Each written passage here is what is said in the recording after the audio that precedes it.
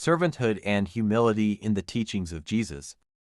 In Mark 10:43-44, Jesus says to his disciples, "But whoever would be great among you must be your servant, and whoever would be first among you must be slave of all." This statement was a radical shift from the world's understanding of greatness. In human societies, greatness is often linked to power, wealth, and authority. But Jesus redefined leadership, showing that true greatness comes through humility and service. Context of the teaching: the disciples had been arguing about who among them was the greatest. Mark 9:33-34. Even James and John, the sons of Zebedee, asked Jesus for positions of honor in his kingdom.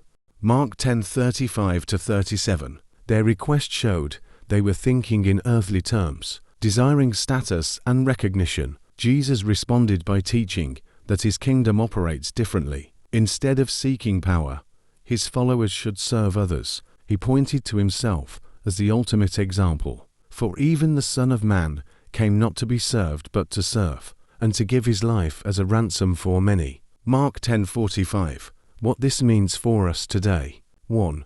True greatness comes from serving others. In God's kingdom, greatness is measured by our willingness to serve, not by how many people serve us. Jesus washed the feet of his disciples. John 13:12-17. An act of humility that shocked them. He wanted them to follow his example. 2. Leadership is about sacrifice.